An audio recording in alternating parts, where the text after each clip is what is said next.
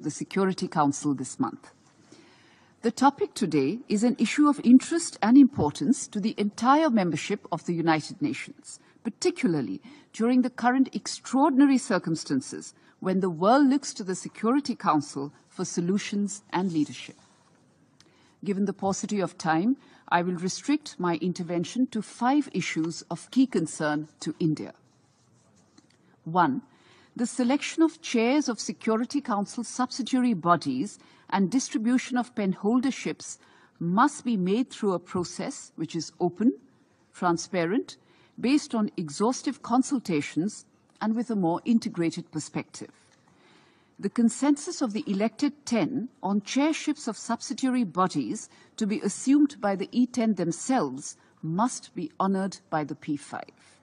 For the P5 to decide, even in the 21st century, as to what role should go eventually to the E10 reflects a continuation of the mindset of the post-1945 era. To the victors belong the spoils. This is simply unacceptable. 2. The working methods of the United Nations Security Council sanctions committees continue to dent the credibility of the UN Security Council. For genuine, evidence-based listing proposals for globally sanctioned terrorists to be blocked without giving any due justification is uncalled for and smacks of doublespeak when it comes to the Council's commitment in tackling the challenge of terrorism.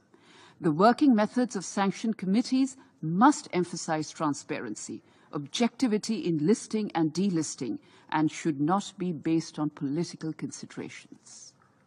3. Obsoleteness and irrelevance of some of its agenda items. Mr. President, there are items on the agenda of the Security Council on which discussions have not taken place since the UN's creation. There is, hence, a case for beginning a discussion into the review of items on the matters of which the Council is seized in a realistic and forward-looking manner, and Note 507 on procedural matters provides ample guidance on this.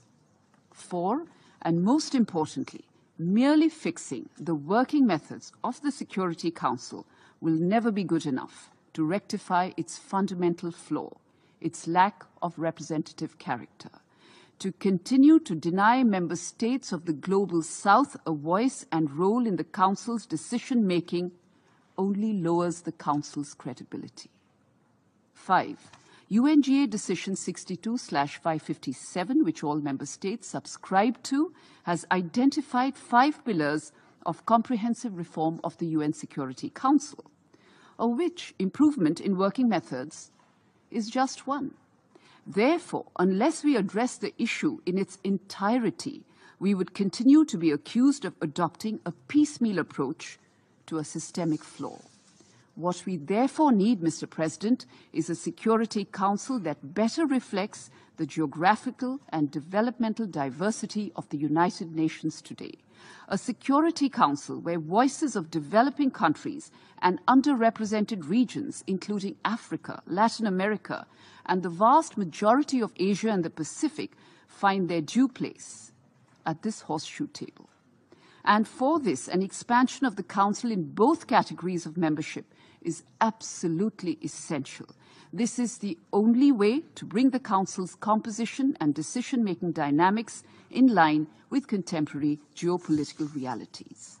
We can no more hide, Mr. President, behind the smokescreen of the intergovernmental negotiations in the United Nations General Assembly and continue to pay lip service by delivering statements in a process which has no time frame, no text, and no defined goal to achieve.